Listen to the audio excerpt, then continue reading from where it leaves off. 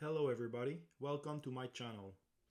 Today I'm going to show you how to plug an aftermarket radio in your Dodge Caravan 2008 to 2019. Here's the stuff you will need. First, you will need an aftermarket radio. My choice here is an Atoto P5L. It's a 9-inch screen. You will also need a radio harness and also a dash kit that fits your Dodge Caravan. All the items that I have used will be linked in the description. First step is to plug all wire from the harness that came with your radio to the corresponding wire from the installation kit harness. So front right speaker with front right speaker, front left speaker with front left speaker, back right with back right, etc. Do all of them except the ground wire and the red wire, which is accessory.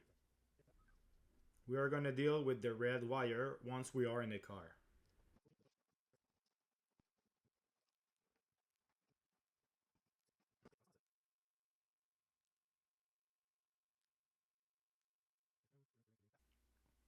In my case, I want to use the Atoto remote to control my radio. This remote is amazing and giving you a rotating button to control the volume. For this remote, the white wire goes into the SW plus from our radio harness. Then we will have to make a Y connection to the ground wire. By Y connection, I mean 2 wires on one side and 1 wire on the other one. For the next step, I suggest you to get a cheap trim removal toolkit, which is around 10 bucks. With this plastic tool, pry the trim all around the radio.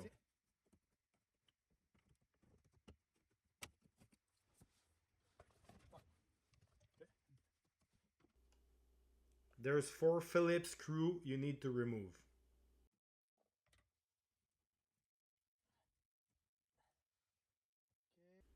If the radio is stuck, use your pry tool in the left and right hole to move it.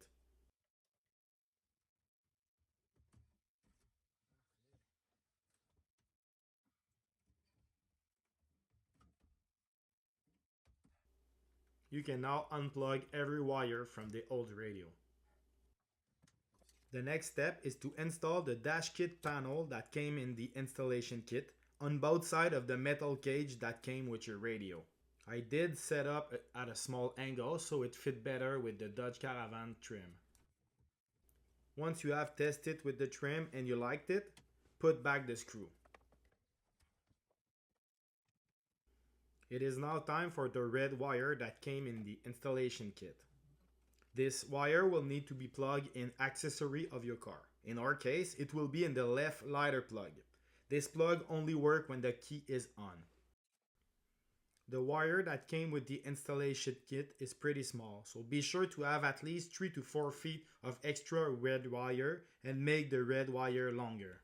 This wire came with a fuse. Plug it in the radio harness red wire. The center console is held up in place by clip. Hold the back and pull up.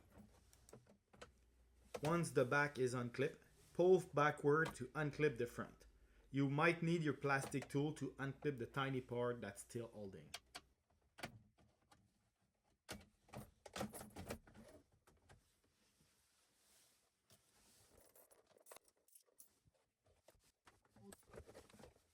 Here you go.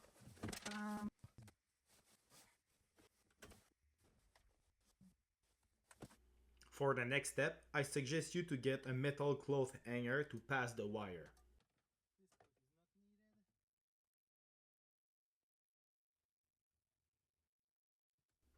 From the radio hole, pass the coat hanger next to the driver's side pedal. Once you made it, tape your red wire from the radio to it and pull it toward the pedal. Then you can pass it to the center console.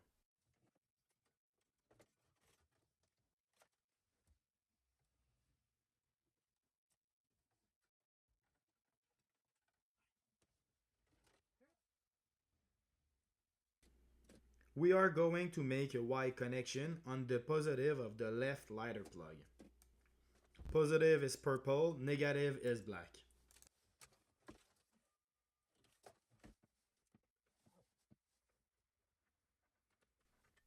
Don't forget to plug back the lighter plug.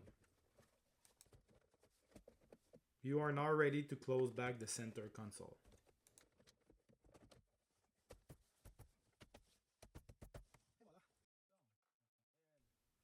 We are gonna first test it to see if everything's working, and then we're gonna do the backup camera later.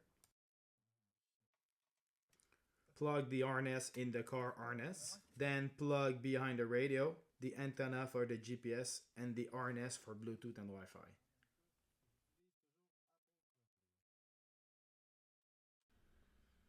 For me, the GPS antenna is not really necessary since I use CarPlay 99% of the time.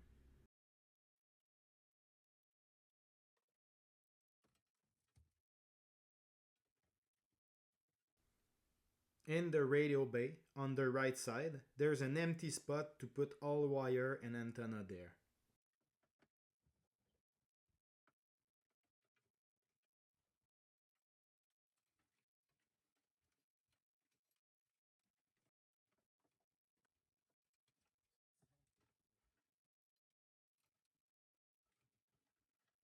You can put back the trim and clip it.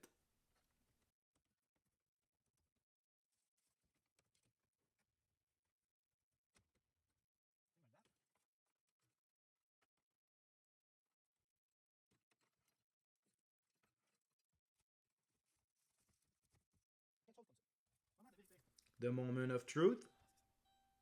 The first boot up is pretty long, but after that it boots really fast, like less than 2 seconds.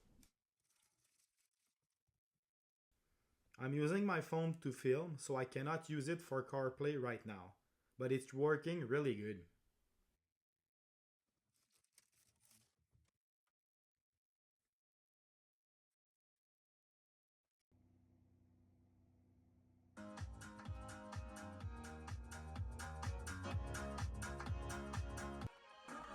Don't forget to put the 3 screw back to secure the radio.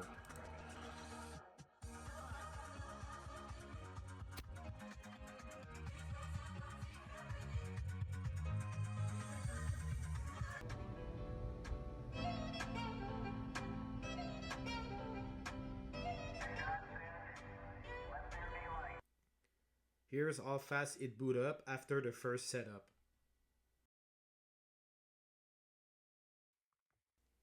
Let's now configure the Atoto remote. First, go into car setting, then general and SWC type. Set it to learning type.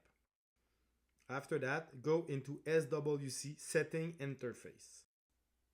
On the bottom left, you will be able to select the SW source. It depends on which wire you plug the remote in, because there's 2 SWC positive in the harness. Choose the first one. If it's not working, use the second one or the third one. You will be then able to set the remote function one by one.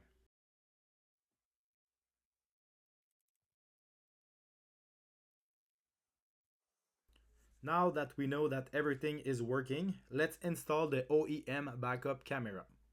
If you don't have an OEM camera and want to install an aftermarket one, I've already made a video how to install one. The link will be in the description. To retain the original camera, you will need a 10-box harness that will plug in the car white harness.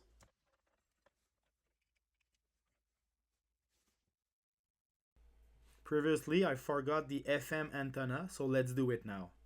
In the car, there's 2 plugs, a yellow one for Sirius radio and a white one for FM antenna. Plug it in the white plug and not in the yellow. To make the camera work, we will need to send a signal to the radio to know when we are going backward. This signal will come from the reverse light in the back. To remove it, you only have 2 screws to remove and 2 clips to unclip. Take your trim removal tool and push the little rubber away. Pass your cloth hanger toward the compartment inside the car. Tape one side of the wire to it and pull it toward the light. Then make a white connection on the green wire of the white light.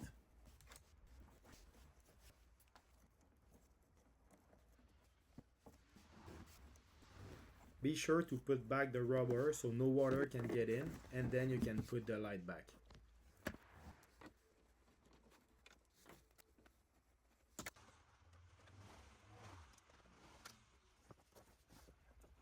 Go in the middle row and unclip the plastic in the door.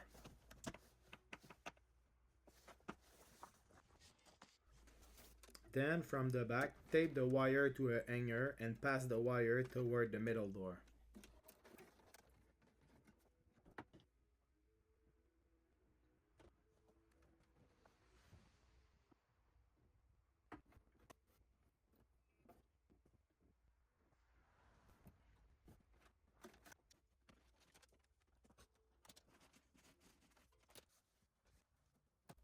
Remove the plastic trim on the floor and pass the wire cleanly under it.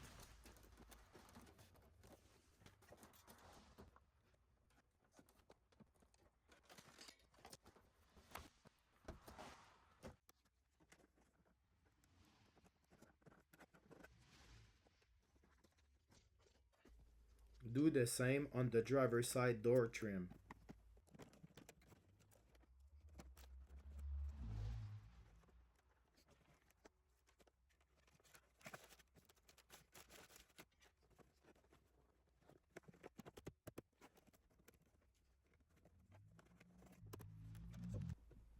Pass the wire cleanly under your dash and secure it with zip tie.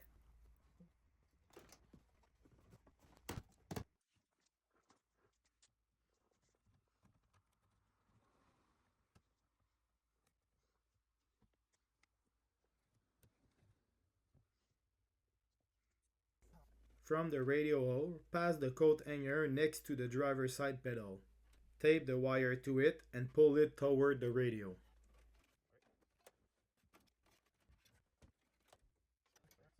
Cut the wire to desired length and plug it in the radio camera positive.